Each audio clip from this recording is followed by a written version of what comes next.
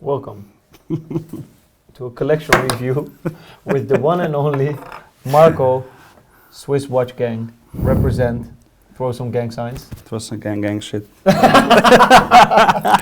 have a cardboard box over here. Yeah, from IKEA. It's going to be full of surprises, right? Yeah, full of fake watches. Cheers to that, bro. Cheers to fake watches. Enjoy.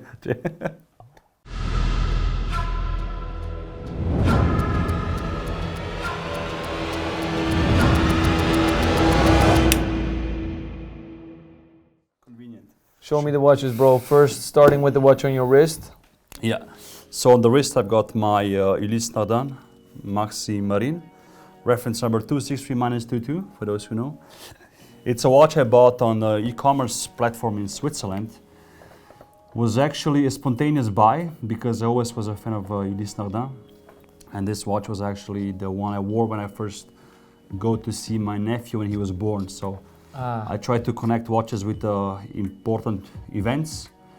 Slowly, I'm trying not to do it anymore because then I can't let go of watches. But this is, this was on the photo, so I think this is something that he will get eventually. The first generation of this model, actually. It's cool to see how they match the blue hands with the applied blue numerals. Yeah. And the date has a rectangular shape, not a round shape, which is the first model. And I put it on this NATO strap. I have the bracelet as well in the box, but I just think it's more comfortable like this. I'm not the biggest fan of bracelets, and I like comfortable stuff, so this is it. You love Ulysse Nardin, or this is the only one you have? Yes, I love. Only one for now, but I want to acquire a freak first generation. Those are cool. Yes. And I think it will match your Chaikin. Both of them are a little bit of a cult piece. For sure, yeah, for sure. I'm guessing we're going to see quite some watches that are unfamiliar with me. Probably, yeah. We were talking about references, and I obviously know Patek or Rolex or Yes. AP or Cartier, but the reference of Ulysse Nardin, I literally know zero. But I think it's a thing with watches you personally buy. You just remember weird shit like that, True. Yeah. Like I used to have a Vacheron Patrimony, reference number 85180. If I tell this to the people at Vacheron, they have to think about it. But you just memorize this stuff, True. So I've got a box here, which Open it basically surprise box for you. We'll go one by one, and we'll show you the watches. We'll start with probably your favorite brand in the whole world. And let me know what you think about this. Well, it's spectacular, that's for sure. I do not necessarily dislike Jacob & Co. because I know the way it's made, it's very sophisticated, it's very, very well done. And their branding is pretty strong. Yeah. They're doing a great Very job. strong, yeah. The only thing is it does not fit my style, nor has it anything to do with why I love watches. Yeah. But I'm happy to explore why you chose this watch. Yeah. For me, it's a combination of, I love skeleton watches, plus I love special case shapes. So for me, this is a very modern and very aggressive interpretation of cow horn lugs. Exactly. Exactly. So it's like, in the future, how Corne de Vache would look maybe. To all the fans of Corne de Vache lugs, I do have something in this box which has similar style, which we'll see shortly. But again, a great combination. I love light watches. It's a titanium skeleton. I think the watch weighs like 53 grams or something. It must be comfortable, especially on this strap. It is, and also you don't sweat a lot because it has like honeycomb holes in it. It gives me a little bit of the Batmobile vibes. Yeah, for sure. And the combination of polishing, brushing, bead blasting on the case is really nice. Yeah, the finishing of both the case and the movement are quite impressive. Yeah. And I like this sophisticated way of finishing on tool watches. Yes. I like to wear this in summer because in the winter time it is a bit bulky. So with the shirts or with the jackets it gets a bit annoying. But that's what I have with the Aqua now. The rubber strap, it's a steel watch, it's a sporty watch. I love to wear those kind of watches. Exactly. So this is the first one I wanted to show you, and I'm sure your audience doesn't see a lot of this on the channel. So the next one is maybe more up your lane. And what do you think about this? Maybe even tell me if you ever saw one. Wow. Again, same Corne de Vache style, but more traditional. Yes. And a good size as well. This is a 1940s Longines. I love the New dial stock. color of this one, huh? Incredible. It's like almost salmon colored. Yeah. Beautiful recessed subdials. condition is incredible. Yeah, it's. I saw one. You know, vintage Longines, the gentleman from the UK. He has a black dial or a white dial one. True. Yeah. Exactly. I've never seen a salmon dial like this before. But this is more my style, also sizing wise. But you can definitely see the inspiration in a watch like this. Although they look like 300 years apart. Yes. Yeah. Exactly. That's the crazy stuff. So this I bought spontaneously as well on auction in Switzerland. In 1940s, I saw the condition. I'm like, I have to have this, right? And they make beautiful manual wound movements. Yes. Just the regular ones I love, of course, their chronograph movements, they're famed. But also their regular ones are, Longines made pretty decent watches. And this one in particular is very beautiful. We're gonna open it up for the bureau so the people can see the movement inside. As a snapback, so it's going to be easy if you have a butter knife. Definitely, yes. Not here, but we do have them for sure. Got to be careful to not scratch it since the condition is this good. I think I did already, so you know, don't come at me. But again, the blued hands. Yes. This is a 40s piece, right? 1940s, yes. 1940s. That's what the ad said. And also I contacted Longines vintage department. They're very responsive, actually. Yeah, they have a great service online to get the extracts. Yeah. And they said this existed, but they didn't have like the exact sketch of it, let's say. The other one which you mentioned, vintage Longines, his watch, they had a sketch, but they didn't like disapprove of this watch. They said yes, this was at one point available or it existed, but I never saw one. It's good to see this dress watch in your collection, Marko, I have to say. I didn't expect this, but it's very cool, especially after seeing the Ulysse and this one. It's quite a jump. This is quite a surprise. You ready for the next one? Maybe something more contemporary. Definitely good for your channel and your audience knows it. This is my latest purchase, the Rolex, the only reference number I know, 126000. Yes. That's about it. Correct. And I chose the 36 millimeter because I think for the Oyster Perpetual, 41 doesn't look nice. It's too big. The dial has too much space on it, and 36 fits the wrist perfectly. For me. I got a lot of comments, your wrist is big, you need 41, but I'm like, yeah, I bought it, you know, it's for me. You're right. And I don't agree with you. We're on the same level, I prefer 36. I mean, for example, the Datejust or the Day-Date has always been 36. Even Schwarzenegger was wearing a 36 millimeter Day-Date. Even Tony Soprano was wearing a 36 millimeter, so why can't large men wear 36? These watches are supposed to be, in my opinion, 36. This is the first time I'm seeing the yellow dial in the flash. Why did you pick yellow? I just don't have a yellow watch in the collection, that's it. Makes sense. And there are not so many watches that have a yellow dial, like really not at yellow. all. You have champagne, obviously, but this is totally different. Yes. Plus, I didn't like the Tiffany color, which was the most popular one. Yeah. And the green is a bit too dull, so I thought, okay, for this price, let's get a funky watch from Rolex. It's the only one in the collection right now. You don't have any other Rolexes? No. Stop the video, we're done here. Stop. Thank you very much for watching. Thank you so much. Cheers. No, but that's the cool thing. Therefore, I'm happy to sit here with you. You're going to teach me so many more things, because if you would pull out many Rolexes, you know. You're like, I've seen this every day. It's always a pleasure for me to see them. Yeah. But now I can really learn from you, and I hope our audience can learn too. Yeah. But this is a great watch for daily wear. For sure. Really. Oh, it's super comfortable. Like for this price point, the way it wears and you can feel the quality. Well, for this price point, if you pay retail. If you, which I did, so that's okay. Next one, maybe another curveball. We go from modern to vintage again, to 1930s. Wow, very early. New old stock. Yes, I like this so much. I seen this watch before. I think you posted it on your Instagram, saying like this is similar to wearing a cool independent now if you would wear this in the 30s. Imagine. It's something totally out of the box. And the jump hour is cool, the time display is cool like this. And obviously it gives me a little bit of the Tenka Guichet vibe. Yeah, definitely. Yet the case decoration, that's a cool touch. It's more Art Deco. So again, I bought this watch from somebody online who had a few others available, more plain ones, but I gravitated to this one because it's a bit more special in my opinion. And also the size is good. No, I think it's nothing. Also the movement, you can open it, it says like not like this with the fingers, but with we can try with how do you call it, with the knife. Yeah. The movement is nice. Yeah, I think it's unsigned, which is not uncommon for these days. You know, probably somebody liked it, wanted to order one, and they just made it. I'm pretty sure there's nobody in the world who has a collection that's this far apart. Do you sometimes wear this one though? Yes, yes. For me, I you know, you see watches that I collect.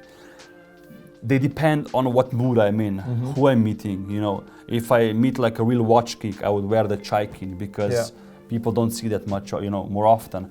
I wouldn't meet a watch collector and wear my Rolex, for example, because they can see this in a window or whatever. If you go to like a watch meeting, you're wearing this, nobody's going to talk to you. Or like, yes, hey, okay, we know that watch. But if you wear this, many people will ask you, whoa, what's that watch you're wearing? Where did you buy it? What's the price, you know? Because sometimes people also overestimate what the price of these watches is. If you're lucky, you can get these from $400 to $900 online. And that's the cool thing about these watches. It's a collecting good watch, a unique piece, which is pretty much this, doesn't have to cost the world. You can have a pretty solid and very rare piece for under 1,000 euros. Oh, completely agree. I like to buy vintage watches on the secondary market, let's say. Or pocket watches. I'm getting into pocket watches at the moment. So my collecting style is very diverse. I like to collect multiple brands, complications, shapes, cases, materials. You know, I don't like to buy. I wouldn't be the guy who has like 5 Rolex Submariners with a different reference number. I just don't care that much for these things. Or not even the difference reference number. Or not even a Submariner in general. Like 5513s. No, you can have, for example, it's a reference of Rolex, and there are people that has 12 5513s, just mark one dial, one gilt dial, one this, you know, but this is so diverse for sure. Yeah, it doesn't interest me per se, because I think collecting is so much fun. And sometimes when I put all the watches on the table, one could think that this was like a watch meetup or something, because you would think, oh, this is a sporty guy, a classy guy. It's like this guy brought that watch, another guy brought this watch, a banker brought this, a sporty guy brought this, an artist brought this. You have like your whole, now I understand why you're called SwissWatchGang. You're the gang by yourself. Yeah, basically. Because nobody wants to join us. So the next one is from a micro brand / micro independent, very popular watch. This model actually won the GPAG award. Wow. Maybe when did also, they win it? You know, I don't know Ming. the year, but it was for the Challenge Award or something like that. The Ming Copper. Again, a watch we bought spontaneously with 4 friends. We were in Switzerland visiting a few watch companies, and this watch was released. So we all had the chance to buy one, actually. The dial decoration in the inner circle is so cool. Yeah, it's nice. But they had some problems though with the hand alignment lately, right? With the new model, yes, with the Messina drop. Yeah, with the Messina. But again, it's mechanical watches. It's not mass produced. That's true. And also, I think if you handle the customer service and customer care afterwards, you get away with it. You know what I mean? Of course. If you would be like a dick to the customers and say, listen, guys, the hands are aligned. You don't know what you're talking about, then you would have a problem. But they were super quick to resolve it, so I think it's fine. And again, this is the color is so unique of the dial, huh? Yeah. I just feel like it mismatches a bit with the strap, in my honest opinion. It does, yeah. But it has a lot of depth. Yes, it does. And this was a 1,200 Swiss franc watch. And size-wise, it's spot on. 38, I think? It's spot on. Yeah. 1,200 Swiss franc. At the time. Now it's 5.4 on the secondary market. Yeah. So the value 5-fold? Yeah, basically, yeah. Wow. Ming has a very cult following. Every watch they release is sold out. At the time, it wasn't that hyped yet. I mean, it was, but we managed to get one. I mean, we managed to get 4. No, but this is interesting example. I've seen many Ming watches online. Yeah. I never had one in my hands. What do you think? And I'm pretty impressed, especially at that price point. Also, if you see the way the dial was built up, if you feel the crown winding, it feels really solid. It feels like a very, very good watch for a very decent price. Yeah, and it has this indie vibe, but you don't pay tens of thousands of dollars of it. You quite enjoy the independence, do you? I do, yeah. That was the mission from SwissWatchGang from the beginning. Yeah. So up until we launched the YouTube channel, we published only independent brands. We only started talking about mainstream brands, Rolex, Omega, all that stuff, after YouTube was launched, because of course, as a new channel, you rely on SEO on YouTube and you want to get a wider audience, right? Makes sense. But before that, if you track it before August 2019, you will see brands you don't know probably, plus no Rolex, no Tudor. So I grew all my accounts basically on independence, which is pretty unique. What I like about independence is like, 99% of the people buying independents really know what they're buying, Yeah. really are collectors or Yeah. don't care so much for the resale value and that kind of stuff. Yeah. It's with Rolex it's the other way around. Sure, there are many collectors Yeah. and people who are buying it to enjoy them, but in the end, like 90% buys them for the resale value, or if Yeah. they know their money is safe, whatever, or they know other people will recognize it. With independence, it's the other way around, and that's something I really enjoy. Mm-hmm. But also lately independents have seen a very uprising in prices as well. More and more brands get established. Yeah. Because also, let's say, MB&F is one of the oldest and biggest independents. I think they've had their 20th anniversary or something, or Urwerk as well. Yeah, so they now did they have... they did that crazy watch, MB&F. Yes, I mean, they do a crazy watch every year. Yeah, Max Buser is a genius in my Yes, opinion. it I is, like he- the guy he is, so he much. is. We talked about his watches on Instagram, Max and I, and he's just such a funny dude. Yes, you're Really right. like his style. Next one, also an independent from just behind the border to Switzerland. It's a small watchmaker, French guy, Armand Billard from Sartori Bellard. So this is a limited edition of 10 pieces. Who's that pretty guy on the dial? Yeah. Oh wait, it's a mirror. It's The dial. I never. Can you say the name again of the dial of the brand? So Sartori Bellard. So Sartori Bellard is in French. So the idea, me and him spoke about the idea of making a custom watch or like a very crazy design. So we came up with a mirror watch basically. So the idea was to create everything in titanium. But the hands are also mirrors. Everything is mirror polished. The titanium. dial, everything. Everything. Case pack, crown, buckle, case, dial, hands, everything. That was the idea, to make like a concept, like a phantom watch basically. And again, it's super light, as you probably feel it. Why didn't you include a mirror-like bracelet? I wanted to, but I think because it has curved, It's gonna be hard. It's difficult. But that was a discussion. What's also weird is the construction of the case, because it has screws on the case back, but you can't just open the case back, because the case back is actually connected to the lugs. Yes, exactly. So basically, the case is separate, and the lugs then cover it. So it's a Wow. bit of a different approach as well. What price point are we talking about? Just for reference. This was 3.3 thousand euros. Very unique piece. 10 pieces made, sold overnight. But again, this was something we did, people loved it, and that's it, In the world of independence, the more crazier you go, the quicker it sells, I think. And it's fun to wear, and people don't know what I have on my wrist, It's very cool, really. This is some cool stuff. And the size is good. Very cool. I like that also the hands and the case and everything is mirror-like. Everything. And this is my neutral watch. If you go to a meeting when I don't want to offend anybody, I wear this because it's Chameleon watch. Yeah, it's a chameleon. People like, yeah, what the hell's this? So the next watch, this is definitely up your alley. You've got an account separately made for this. I broke the bracelet, I think, but I've been said this is the first generation Cartier Santos. Yes, correct. 87 to 82, somewhere. Very beaten down, but that's what I love about this watch. It's automatic, it's very wearable, even for my small wrist. You see the size comparisons now I collect. It's all over the place. And because it's scratched, I don't care.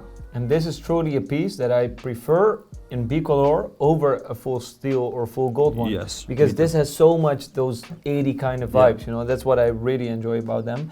And again, for a brand like Cartier, this is very affordable and very sustainable. Even if you look at the design, it lasted already 40 years, and today it's more popular than it was ever. Yeah. The Santos is one of the models that obviously had a reproduction with some new models that look similar, that are inspired by this.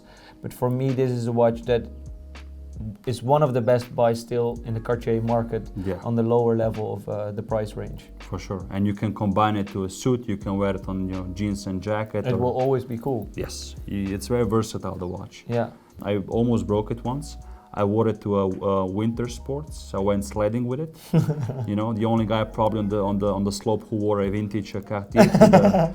And what happened, of course, water came in the dial, so the hand had to be replaced, and also the crown gasket and everything. So yeah, never wear your vintage Cartiers to the. I'm happy winter to see slope. a Cartier though in your collection. It's a very nice piece. Yes, I have a few other surprises here as well. One of the watches I bought because it was a good deal, but later really grew on me, and I had it actually repaired, is something also you know. 2390? Yes. Yes. Cartier Basculante. Good condition. Again, the retailer had it. I think they didn't know what they have that much. So first you bought it only because you thought it was a good deal, and then when you had it, you were like, I kind of like this watch. I always had a thing for watches which do something. Yeah. Like I am a fan of the Reverso. I am a fan of the Basculante now. I like Uhrwerk. So I think just having this and play with it, it's nice. Yeah. Plus it's a cool watch. It is a cool and watch. Extremely slim. The movement is incredible inside. Yeah, mechanical movement. Yeah. Super cool case construction. Yeah. Nice classic, really Cartier-like dial. Mm-hmm. You have a winner. Yes. In stainless steel, it's a top piece. But to be honest, it was great to buy these. Like a year ago, they went for 4K. Yeah. And now they quadrupled almost in price. Yeah, I think still it's a good buy if you consider tripled. what you get with this. Because I always think about, okay, if Cartier would make this watch today, what would the price be? Well, if you look at it that way, it's still a very good buy. Probably 15, I don't know. True. Because the case looks super complicated, right? And it was made from the same company that the Reverso was, so probably something along the way in history happened that they just didn't pick it up. You know those vintage Cartiers? They're called Cabriolet. They also made it with a case construction with on the reversible. Yeah. Those are collectible too. Yes. Perfect modern iteration of a classic Cartier. Yes, definitely. Next watch. Probably the most hated brand on YouTube and the social media platforms. A brand which people don't like, but I love it. Which I made controversial. A video about it. Again, a bit of a jump from Cartier to this. Very controversial. We got ourselves a Hublot. Please don't throw it. This is the first Hublot on the KOV channel. It might as well be the last one. I'm not sure about that, but you might be able to persuade me why you think Hublot is cool, or this watch in particular belongs in your collection. So this watch has a personal connection to me, to the Singapore Watch Club, to Tom, who's the founder. Yeah. So we are close friends, and after visiting Singapore for so many times, I became part of the club. This was only made for the Singapore Watch Club, Only right? for the Singapore Watch Club, and also we all had to basically in advance say who wants to get one. So they didn't just make it and then we bought them. No, we had to say, okay, I want one. And why did you say, I want one? Because I always wanted a Hublot, so there's a few ones that I want. The Jay-Z, which you might know. I like the Ulysse edition. It's like, let's talk more about Hublot. But I always wanted one, and I think this was a great opportunity to purchase one. Ceramic case, the first Hublot with the combination of black ceramic and rose gold. And let's be honest, aesthetically that works really well always. Yes, I liked it before when, for example, Audemars Piguet used the tantalum and rose gold. Yeah. The combination of like a dark material with rose gold. The rose gold really pops out. It's cool. Yeah. It's cool. It's like in the SwissWatchGang. But then also the dial, right? This is the first time Hublot did a Chinese numerals on the dial. The first time they used linen on the dial. And the numerals were actually hand painted by a calligrapher in Singapore. And he basically painted the numerals on a big surface of paper on the bottom, like on the floor. And then Hublot digitalized it and put it onto the dial. So there's many firsts in this watch, probably also many lasts.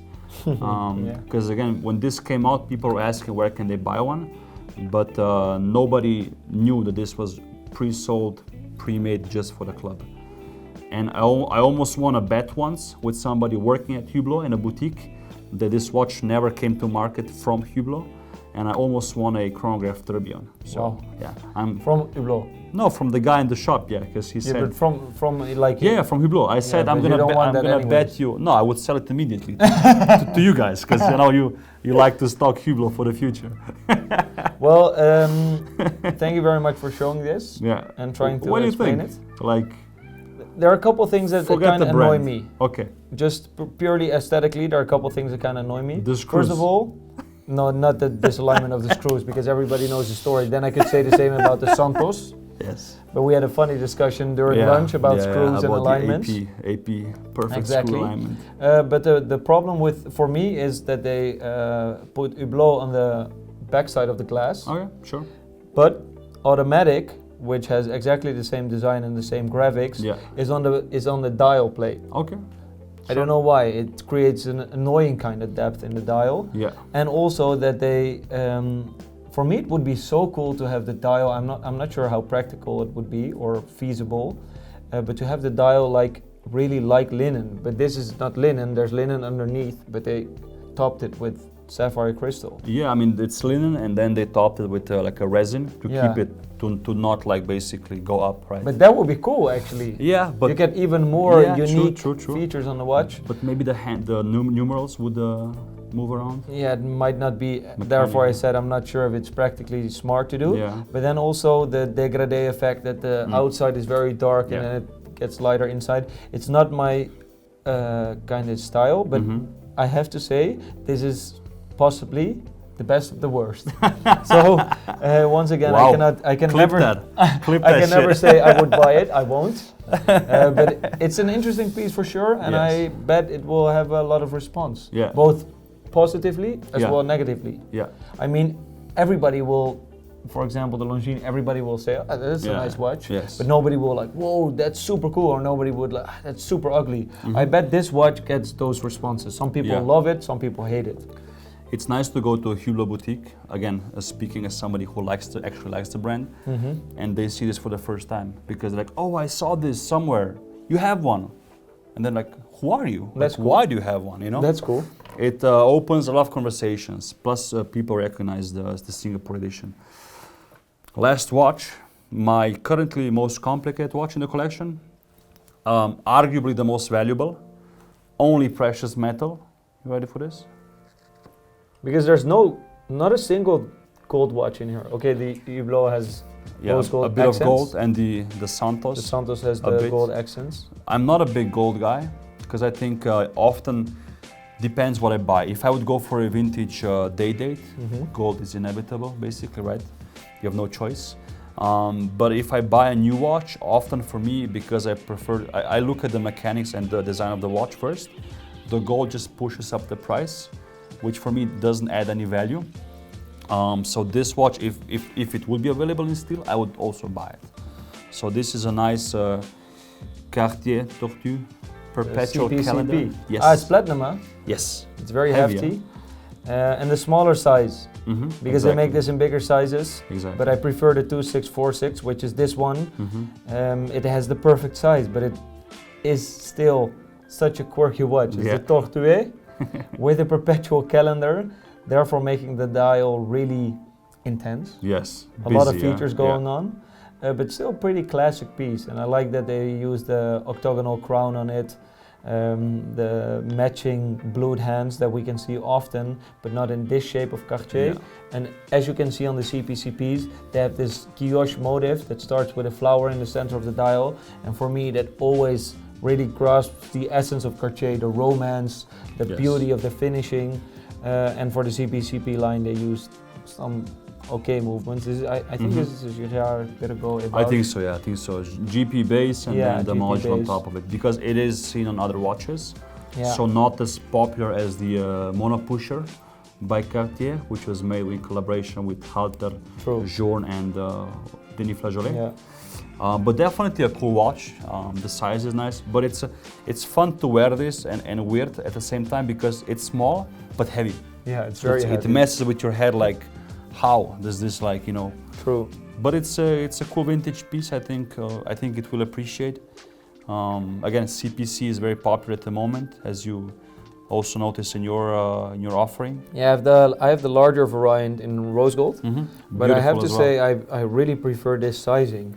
The Tortue always was a smaller watch, so to have it in such a big size, it's very hard for me to appreciate it myself. I guess it would look good on many people, but this is my kind of size, and to have it in platinum is an extra nice feature.